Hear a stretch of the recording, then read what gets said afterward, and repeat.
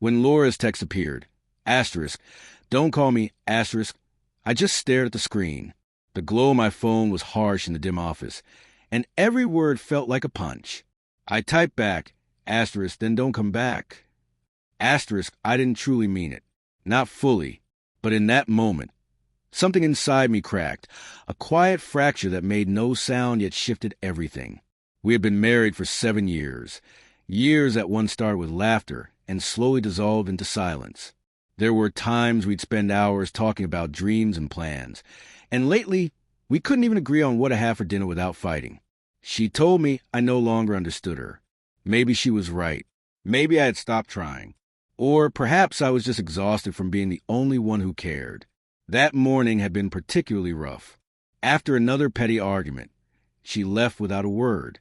She had accused me of not listening. I wanted to tell her I had been listening all along, waiting for her to say something meaningful instead of blame. But I said nothing. I just watched her go, the scent of her perfume lingering longer than her presence.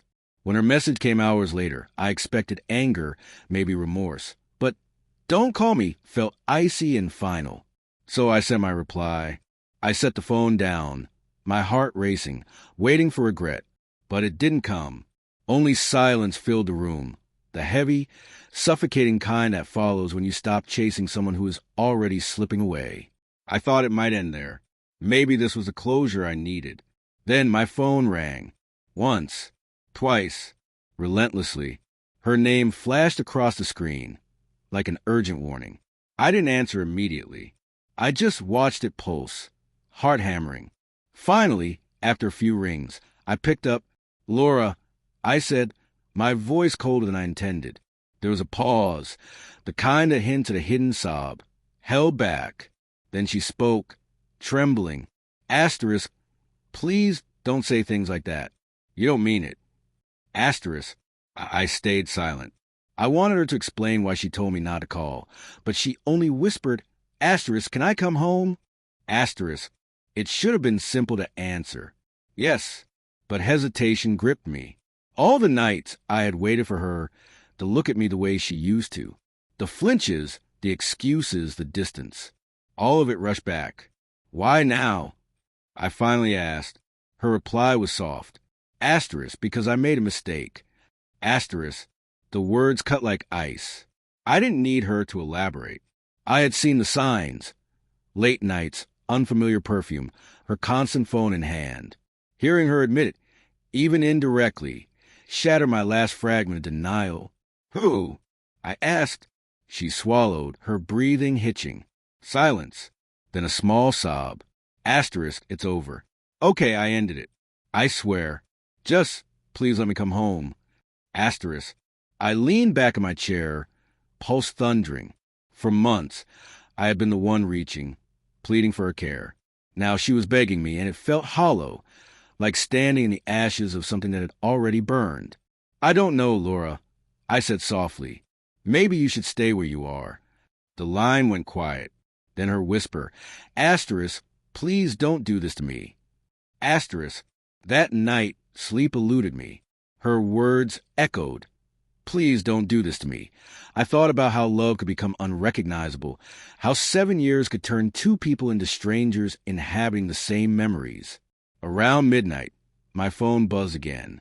Another message, asterisk, I'm outside. Please, just talk to me. Asterisk, part of me wanted to see her, to ask why. Part of me, weary and bruised, didn't want to hear excuses. Curiosity won. I opened the door. She stood there, arms wrapped around herself, mascara smudged, eyes red from crying. For a moment, she seemed like the woman I once loved. Fragile, familiar, full of things I once believed in. I'm messed up, she said. As I stepped forward, she added, asterisk, I thought you cared. I thought you didn't. Asterisk, her voice cracked, and something inside me twisted. Not anger, not pity, but a deep, quiet sorrow. And now, I asked. She whispered my name. It should have been enough. A few months ago, it might have been, but I wasn't the same man. I had spent too many nights talking to walls, too many mornings wondering why I wasn't enough. I had learned to live with her absence. Somewhere along the way, I stopped needing her presence. I loved you, Laura, I said softly, but I can't keep loving someone who had to lose me to see my value. Tears ran down her face as she reached for my hand. I stepped back. Don't call me. I repeated her words, gentler this time. She froze, understanding. I closed the door, not in anger, but with calm. For the first time in years, I felt free. I walked back to the window, watching the city lights fade, phone ringing again, and I turned it face down.